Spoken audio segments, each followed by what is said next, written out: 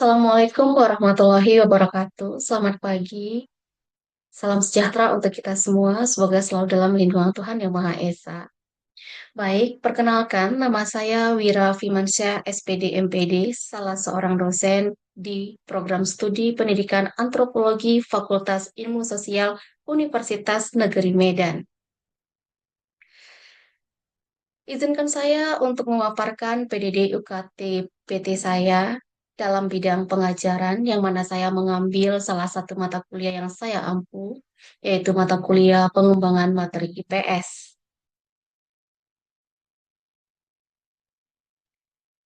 Mata kuliah ini merupakan mata kuliah jati diri Fakultas Ilmu Sosial di Universitas Negeri Medan. Mata kuliah bertujuan memperkaya wawasan mahasiswa terkait materi IPS yang difokuskan untuk pengembangan materi pembelajaran IPS pada tingkat SMP. Materi mata kuliah ini yang terdiri atas konsep dasar dan ruang lingkup materi pembelajaran IPS dan konsep esensial terkait kajian, geografi, sejarah, ekonomi, sosiologi, dan juga antropologi. Seperti biasanya, setiap kali pembelajaran akan dimulai, saya akan menyampaikan capaian lulusan prodi yang dibebankan pada mata kuliah ini.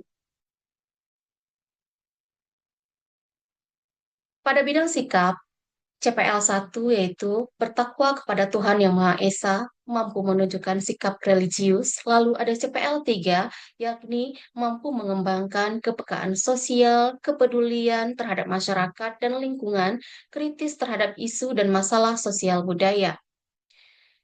Bidang kedua yaitu pengetahuan, terdapat pada CPL 10, yaitu mampu merancang dan melaksanakan model, metode pembelajaran, serta bahan ajar baik secara konvensional maupun berbasis digital pada mata pelajaran IPS di SMP. Lantas ada CPL 12, mampu mengembangkan wawasan dan mengkonstruksi perilaku peserta didik. Ada CPL 15, yakni mampu menemukan isu-isu dan masalah sosial budaya, memainkan peran sebagai pemecah masalah dalam masyarakat dan merumuskan solusinya. Pada bidang ketiga, ada keterampilan umum atau KU yang terdapat pada CPL 19, yakni mampu mengelola kebutuhan stakeholder atau klien secara efektif dan efisien dengan memanfaatkan teknologi digital dan mengambil keputusan secara tepat dalam konteks penyelesaian masalah di bidang keahliannya berdasarkan hasil informasi dan data. Nah, keterampilan khusus atau KK terdapat pada CPL 30, yakni mampu mencari, memperoleh, memiliki, menyimpan, mengolah, dan menyampaikan informasi serta melakukan riset, investigasi, atau analisis dan prediksi. Lantas, kita bahas juga tentang capaian pembelajaran mata kuliah atau CPMK-nya. Nah, CPMK-nya ada 7. Yang pertama, mampu mendeskripsikan, membangun pengetahuan, serta menganalisis konsep dasar dan ruang lingkup pengembangan materi IPS. Lalu CPMK kedua diharapkan mahasiswa mampu menelaah serta menganalisis ruang lingkup dan konsep esensial dalam kajian geografi. Nah, CPMK ketiga, mahasiswa mampu menelaah serta menganalisis ruang lingkup konsep-konsep esensial dalam kajian sejarah. CPMK 4, mahasiswa mampu menelaah dan menganalisis ruang lingkup dan konsep esensial dalam kajian ekonomi. CPMK 5, mahasiswa diharapkan mampu menganalisis dan mempraktekkan nilai dan norma dalam masyarakat yang terdapat pada ruang lingkup dan konsep esensial kajian sosiologi. CPMK 6, mahasiswa mampu menelaah dan menganalisis ruang lingkup dan konsep esensial dalam kajian antropologi. CPMK terakhir atau CPMK 7 adalah mampu menulis dan mempresentasikan hasil penelitian terkait materi kajian IPS dan permasalahan pembelajaran IPS di SMP sesuai dengan kurikulum yang berlaku. Metode pembelajaran yang saya gunakan adalah yang pertama collaborative learning Artinya di sini sangat penting kerjasama antar individu yang berada di dalam kelas. Sangat diharapkan mahasiswa dan mahasiswi sekalian bisa berkomunikasi dengan baik, menyampaikan pendapat dengan baik, dan menyelesaikan tugas-tugas yang diberikan nanti oleh dosen mata kuliah. Yang kedua, ada discovery learning. Di sini nanti ada kaitannya dengan tugas mini riset. Karena di Universitas Negeri Medan, mini riset adalah salah satu penugasan wajib di setiap mata kuliah. Di sini nanti mahasiswa akan dibimbing mencari atau menemukan permasalahan dan memberikan solusinya dalam sebuah laporan mini riset. Lantas yang ketiga ada case method. Case method adalah di sini, di mata kuliah ini, saya memberikan beberapa permasalahan lewat sebuah link YouTube atau video pembelajaran yang terkait dengan materi IPS ini. Nanti bersama-sama mahasiswa akan mengisi LKM case methodnya. Nah, terakhir adalah team based project. Dalam mata kuliah ini, team based project yang saya pakai adalah karena saya mengusung metode atau model ajar VCT, Value Clarification Technique, maka uh, tim based project yang saya hasilkan di akhir adalah mahasiswa mampu bermain peran untuk meningkatkan nilai afektif. Jadi, materi yang digunakan adalah materi sosiologi di pertemuan kelima, eh, CPMK kelima ya, dan di sana akan diperankan oleh mahasiswa eh, dengan membuat beberapa cerita seperti drama dan diperankan, tetapi bermuatan nilai dan norma. Nah, mata kuliah ini dilakukan secara tatap muka. Struktur penugasan pada mata kuliah ini merujuk pada SK Rektor, sudah pasti setiap kali pertemuan ada tugas rutin yang saya berikan, bisa berupa individu dan juga berupa kelompok. Lalu ada CBR, artinya di sini kritik review yang mana nanti mahasiswa secara berkelompok mengkritisi satu atau dua buah buku yang berkaitan dengan IPS. Lalu ada CJR atau Critic Journal Review, yang direview adalah jurnal atau artikel yang berkaitan dengan materi IPS. Lantas juga ada mini riset seperti yang sebelumnya saya sudah sampaikan. Mahasiswa turun ke lapangan, tepatnya ke sekolah SMP untuk mencari permasalahan terkait pembelajaran IPS di sekolah SMP atau em, permasalahan seputar pembelajaran IPS di sekolah tersebut. Lalu ada rekayasa ide yang sudah melekat sepenuhnya di mini riset ya. Mereka memikirkan ide apa yang akan diteliti. Nah, setelah mereka observasi, maka akan mendapatkan ide-ide cemerlang lalu melakukan mini riset. Dan juga proyek sebenarnya juga bisa langsung di hasil mini riset berupa laporan mini riset. Hanya saja untuk mata kuliah ini spesial pertemuan ke-6 atau CPMK kelima itu saya akan membuat penampilan sosiodrama berkaitan dengan nilai dan norma terkait dengan materi konsep esensial sosiologi. Nah, penilaian di Universitas Negeri Medan itu ada beberapa elemen. Yang pertama, kehadiran dalam perkuliahan itu disebut dengan formatif satu, itu bernilai 5%. Lalu ada ujian tengah semester atau UTS, itu formatif 2, itu 20%, lantas ujian akhir semester atau UAS formatif 3, 25%. Yang keempat, tugas portofolio. Yang dimaksud dengan portofolio ini adalah ada case method yang tadi sudah dibahas, ada team based project yang tadi juga dibahas. Jadi, ini semua adalah 6 tugas KKNI yang bisa diintegrasikan ke dalam case method dan team based project. Disebut dengan formatif 4. Ini yang tadi saya bilang, tim based project, rekayasa ide itu bisa melebur ke mini riset atau bisa melebur kepada tim based project atau dia melebur kepada case method. Nah, dalam RPS ini case method atau LKM case method saya pisahkan sendiri dan yang digabungkan adalah mini riset dan rekayasa ide. Nah, tim based project-nya sendiri itu berupa sosiodrama yang dimainkan oleh dua kelas dengan anggota yang lebih ramai. Walaupun nanti di cuplikan pengajaran saya memakai hanya beberapa mahasiswa saja. Nah, nilai mata kuliah di Universitas Negeri Medan, rentang atau kategorinya adalah 85 sampai 100 itu adalah A atau sangat baik, 75 sampai 84 itu adalah B, baik, 65 sampai 74 adalah C, kurang baik, 0 sampai 64 itu dianggap E, sangat kurang baik. Nah, sikap atau penilaian sikap juga sama sedemikian rupa.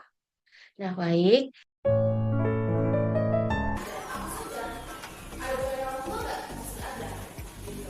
Polanya seperti apa?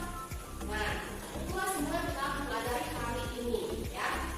Baik, tapi sebelum itu, saya mau mengatakan dulu, sebenarnya konsep sosiologi itu apa sih, gitu ya? Kita lihat semua ya, Anda ya. Sampai belakang terjangkau ya, saya baca, saya baca dengan. Oke, lanjut ya. Nah, saya ambil salah satu atau salah dua dari akun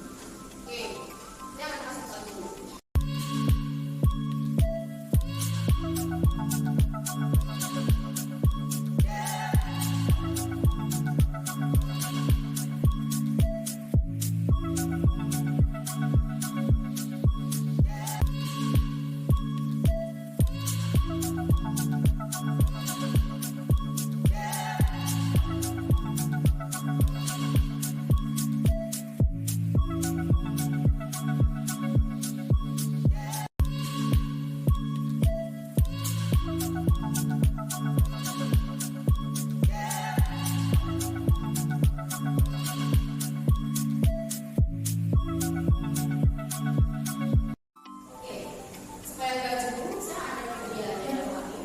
Saya akan utarakan. Nanti kita lanjut lagi. Oke, saya buat contoh dulu. Tadi saya sudah bilang sama teman di sini. Di shelter di nanti semulai. Anda nggak boleh bertanya ke siapa-siapa, nggak boleh. Saya cuma mau lihat saat ada hal seperti ini. Nilai apa? Ini kalau di kalau saya bilang begini komunitas ini berbasis main, kan? Nah ini dia dibilang kayak ya idol itu milik dia gitu. Ini masuk ke maksudnya kelas ya mereka di situ. Karena banyak yang komunitas ini adalah orang kaya yang memiliki kekuatan lebih materi ya. Dia bisa terapkan itu ya. Ya, bisa mereka memiliki kekuatan lebih. Jadi mengancam idol mereka idol itu lebih punya kekuatan lebih banyak. Mereka ada kita juga bisa ya. Ada Instagram Disney itu salah satu artinya itu pendidik Berasal dari diri itu. bukan kayak berasal dari anggota keluarga presiden. Oke. Jadi dia memiliki kekuatan lebih. Jadi untuk idolnya nggak bisa berbuat apapun ya udah gitu. Oke. Jadi ini termasuk yang salah. Tapi kalau di bagian yang ringan ini hanya koleksi foto, kita sekedar mengagumi. Oh dia bagus, ada ganteng. Oh, berbagi posternya di kamar gitu ya. Kadang ada yang nggak itu cuma ngeset dari HP aja gitu kan. Oke, nilai apa ada di sana kalau yang bisa dilihat? Kalau nilainya Ada sifat positifnya atau nilai negatif? kalau positifnya ada misalnya kalau belum dari foto dengan bapak kalau ini kan termasuk orang yang disiplin. Disiplin dalam pekerjaan. Jadi bisa masuk dari bisnis misalnya. Oh dia ambil dia sendiri gitu kan. Oh aku mau jadi totalitas juga kayak dia gitu kan. Lalu tapi kalau negatifnya ada yang jadi kecanduan jadi kayak orang berlebih yang manipulasi jadi kayak halusinasi sendiri yang terbawa mimpi. Oke. Ini kalau kemudian ada di sini.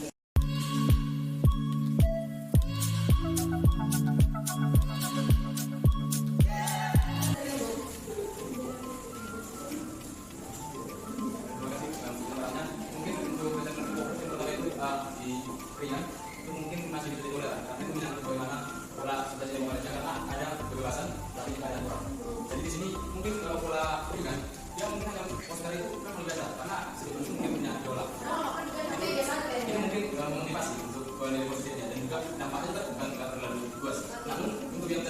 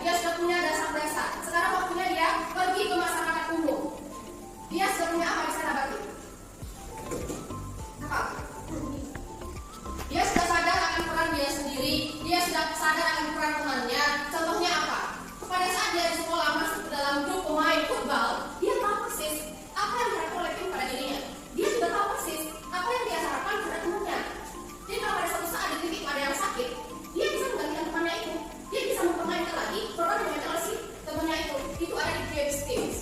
Sudah? Yang ketiga ini tahapnya apa? Apa tahapnya yang ketiga? Tahap penerimaan. Tahap penerimaan nilai atau normal kolektif. Apa namakannya? Generasi stage. Ya. Apa disebut nama merahnya? Ya, tak merah.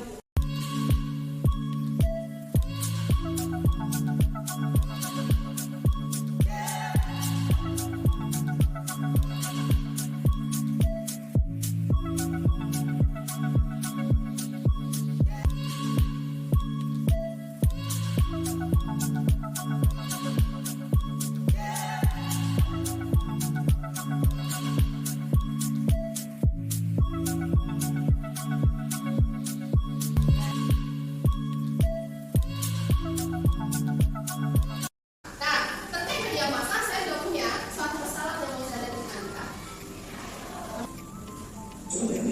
Nah, ini ya.